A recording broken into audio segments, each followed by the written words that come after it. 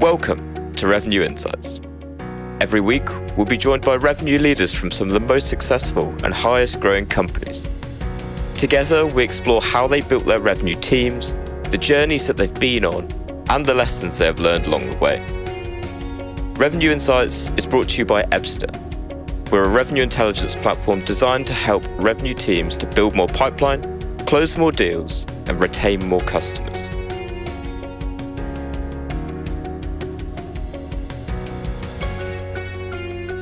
Hello there. You are listening to Revenue Insights.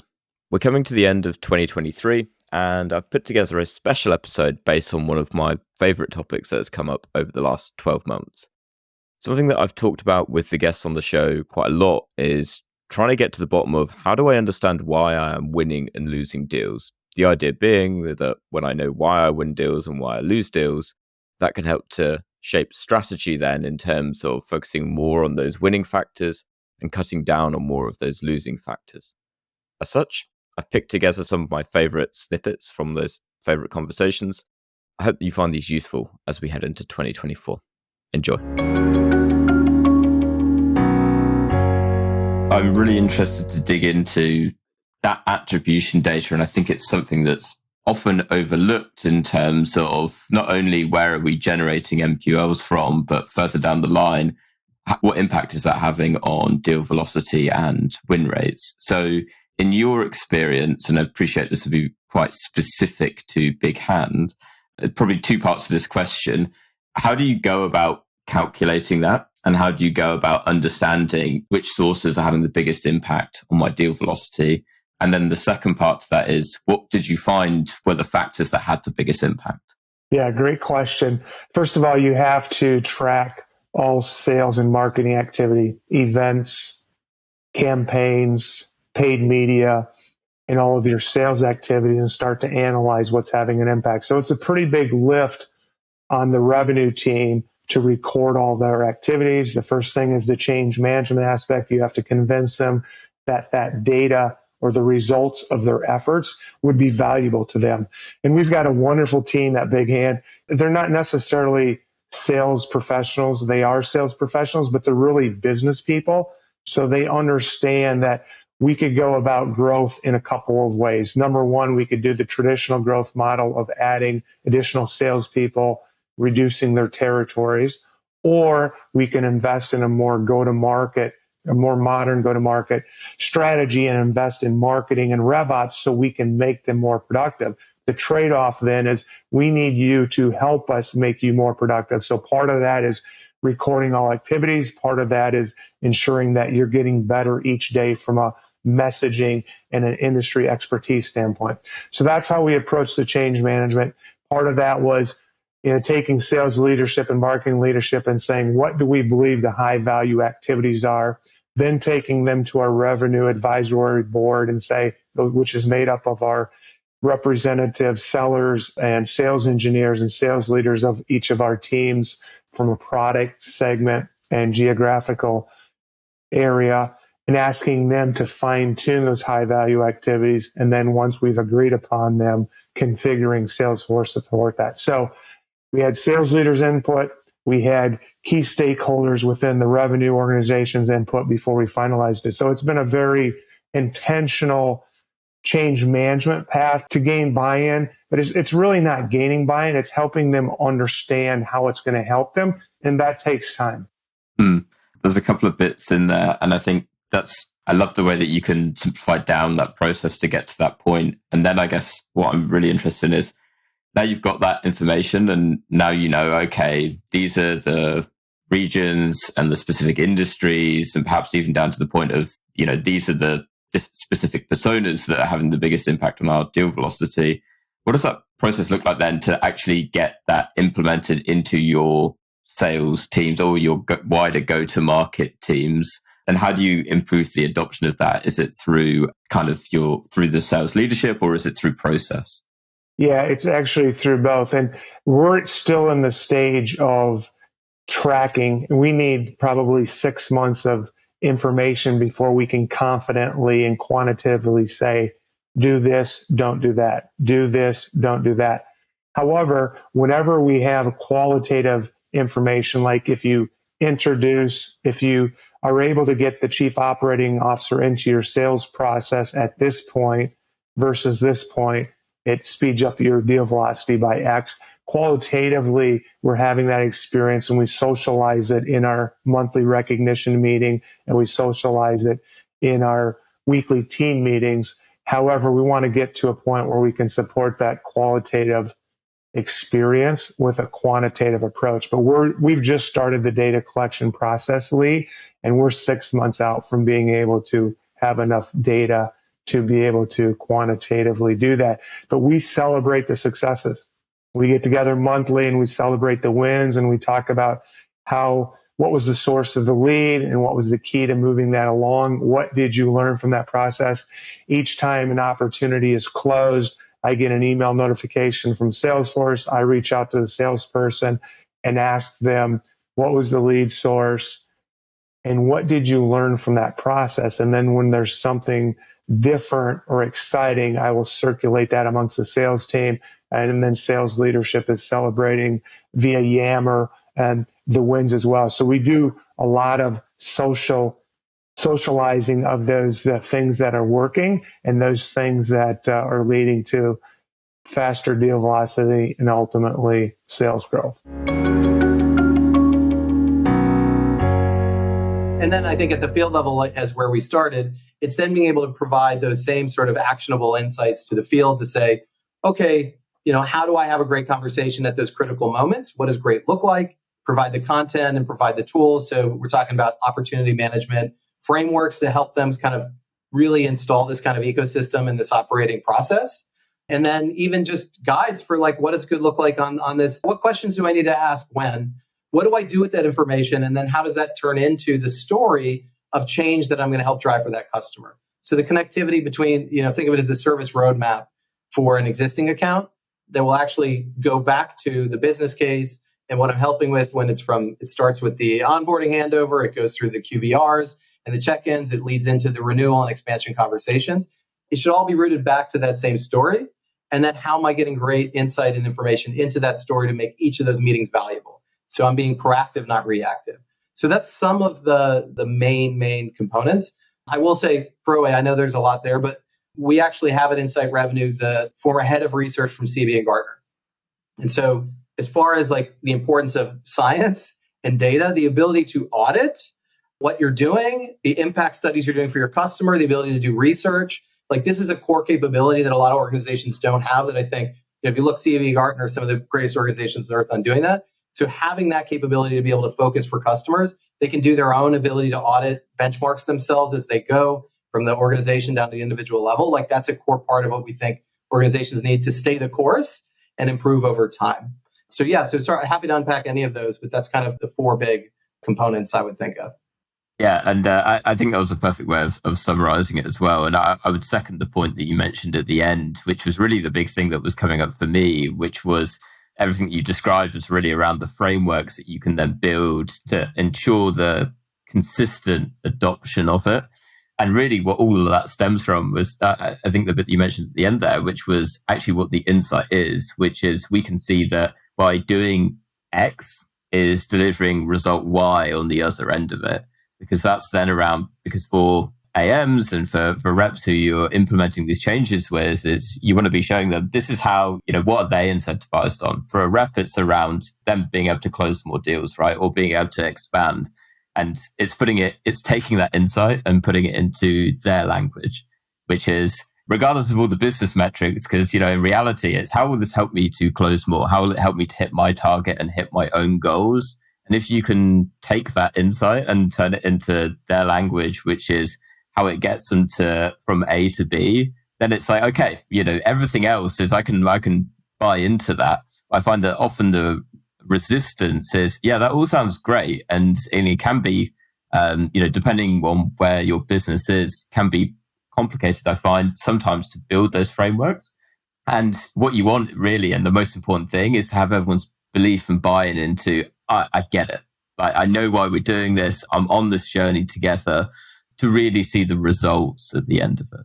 Yeah, and what you're describing is what everyone wants to feel like everyone uses the term partnership too liberally. Like, are we a partner? Are we a vendor? Are we a supplier? Like, what everyone wants to be a partner, right? Or a trusted advisor. And I think that's how you do it. Like, if you can show that I've helped many more people do exactly what you're trying to do and successfully, that's the kind of partnership I want. So guide me, be prescriptive, like steer me along the way, make sure I don't make the same mistakes others have made versus like, oh, well, like I'm an expert on my product and I can teach you how to use it.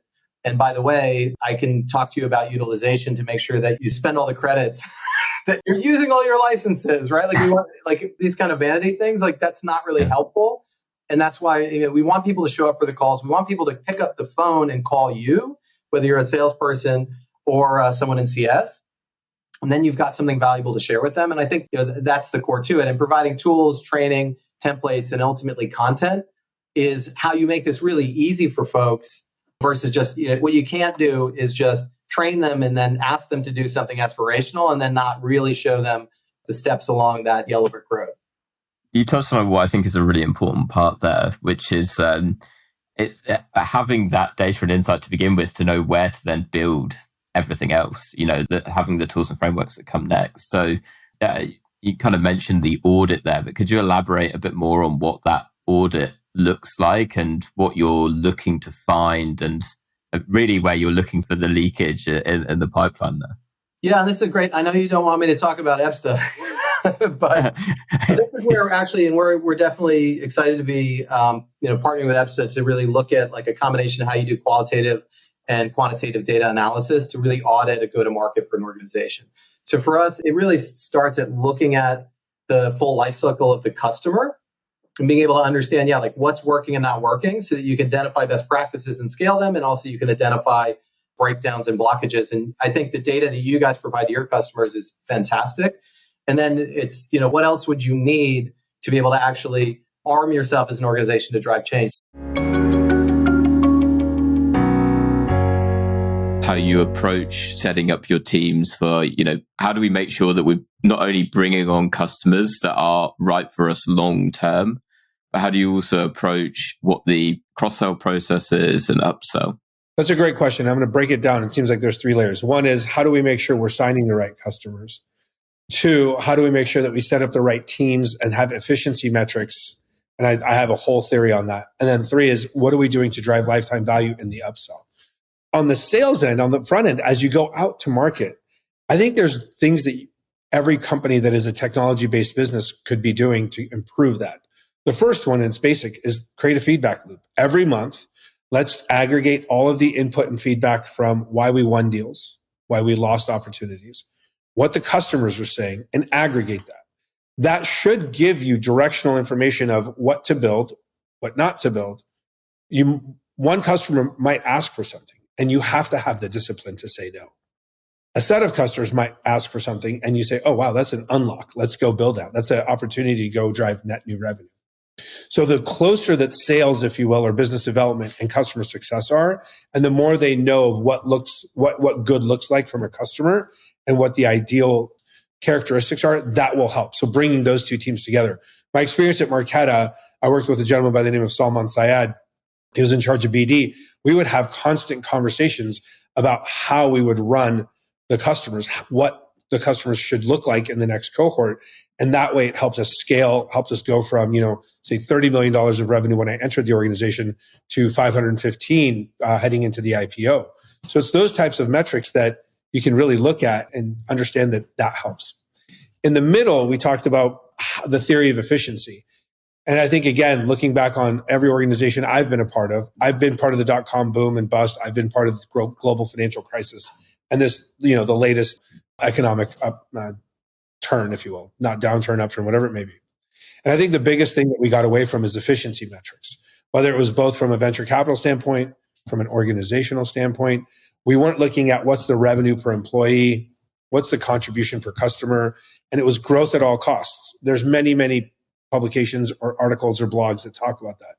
But I think we'll get back to the norm, which is grow with the right customers, with the right margins, at the right internal organizational metrics of hiring, tools, applications, all the costs that go with it. And then and that dovetails into upsell. I'm curious to know the role that revenue operations played in your teams. So, was it one of those where you're going to your revenue operations team of, I want to know more about this, this, and this. Can I get a report? Or are they more integrated to the strategy? Just curious to know what your kind of outlook is on their role in the go-to-market function. In the go-to-market function, that's a great question. That's a really good question. I think across all three organizations that I'll name, Orem, Marqeta, and Genesis, when you're trying to figure out either your hyper growth moment like Marqeta was of how did we 10x the business, or a company like Genesis, which was in the loan origination business, or even Orem, which is in the money movement. It's a matter of three things, three vectors or elevations. One is being an advocate and being naturally curious about building out a go-to-market execution plan by understanding verticals, understanding who the players are in those verticals, what the competitive advantages of the company you work for versus the market. Are there incumbents? And then really distilling that down and saying, if we went and won this vertical, does that align with our margin? Does that align with our end goals of how we're building our finances? That's at the first elevation. The second is, how are we building the team out and scaling? So they should be the person that's almost like the analogous to FP&A that's building customer or sales forecasts. They should be the ones building human forecasts of saying, if we have 10 salespeople, this is what we can expect them to close per quarter. Hence, this is what our goal should be for the year. And if they build that across the organization for sales, partnerships, and customer success, they're assisting not only the CRO, but also the executive team to have a clear understanding of what the capacity is. And third is making sure that all the trains run on time, the reports are out, running the pipeline report, making sure that everyone's aware of what opportunities are coming down the pipe, what opportunities are straight in the middle of the fairway where they can be implemented no matter what requires a little bit of a custom build. And they should be the ones raising the red or yellow flag and saying, hey, we have a really unique opportunity. They're really outside of our scope. Let me go talk to product and engineering and solutions engineering and see if we want to do this. They shouldn't be saying yes to everything. They should be really thinking holistically about the organization so that we can attain the efficiency metrics. And I think both at Orem and at Marqeta, we did that through a very, very distinct pattern of cycles of planning, execution, and day-to-day operations. What does the process look like to really get a sense of, okay, where am I spending efficiently and where should I be making cuts rather than just going at it with a hatchet? Yeah, absolutely. So I can only speak to that in regards to revenue operations. I can't speak in other areas of the business. So let's focus on sales, marketing, and customer success. I think that when we open the hood and we look deeply into a lot of the companies that we work with, you just see a lot of glaringly obvious easy wins and low-hanging fruit. So let's talk through what some of those are. Let's start at the very top of the funnel with marketing. If you have an MQL goal and you're focused solely on lead generation and or your systems are not connected from marketing to Salesforce and you can't see all the way through to revenue, that's just an obvious gap. You're going to end up spending money on certain marketing channels that will generate a lot of MQLs, people that don't actually want to talk to sales, but somehow engaged with marketing enough to hit a lead score. And then you're investing money chasing the wrong thing. Rather than looking at each one of these individual channels and understanding how do these people go into pipeline and then actually closed one. And then if you want to go further, look at the lifetime value of a customer. And most of the time we see organizations don't have the data to do this. If they do, they oftentimes have the wrong incentives in place to incent marketing to focus on the right thing. And we even talk to marketers that understand this and want to do this, but they have a CEO that maybe doesn't understand marketing and is pushing them in the wrong direction. That's marketing. Let's now talk about outbound lead generation, right? We are all the recipients of cold calls and emails that just completely miss the mark on having any relevancy for us, right? Every day we're receiving 10 emails that talk to problems that don't have anything to do with the industry we're in, the sector we're in within that industry, the size of company we're in, or the role that we serve in our company. Now, what does that do for the company on the other side of that? What it means is they're spending a lot of money on people, on tools, on messaging that isn't hitting the mark. A lot of times this is because they have insanely high activity goals. We need to do 100, 200 activities a day. There's no time to research the account. So we spray and pray this wide net. We have extremely low conversion rates. We miss our targets. And then we try to solve for this by saying, let's increase activity quotas even further, exacerbating the problem. Instead, let's take a step back. Let's lower the activity goals. Let's narrow our ideal customer profile and our buyer persona and get laser tight on who we focus on.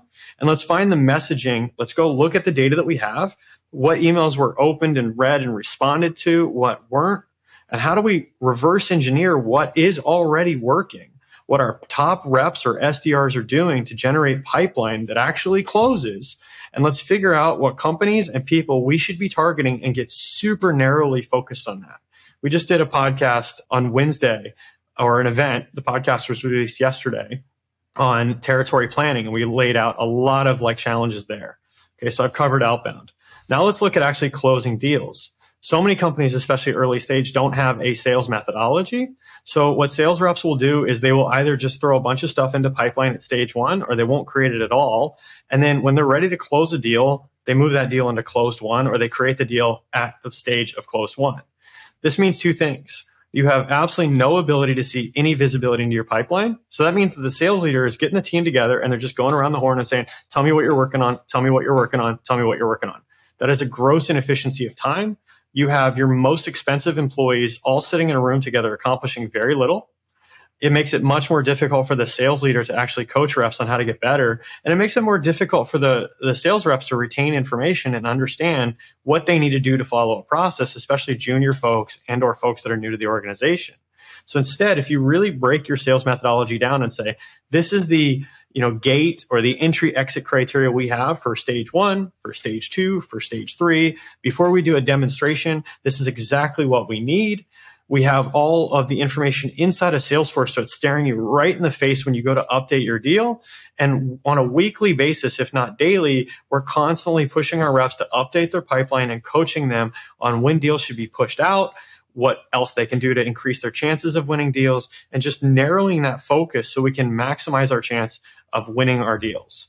Then let's take it a step further and talk about customer success. Customer success is woefully neglected. When we talk about RevOps, we're lucky if we can get people on board with the idea that it's not just sales, it's also marketing. Rarely do I see companies encapsulating customer success into how they think about revenue operations as well as revenue leadership.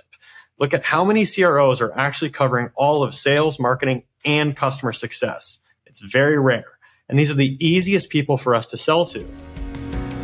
Thanks for listening to Revenue Insights.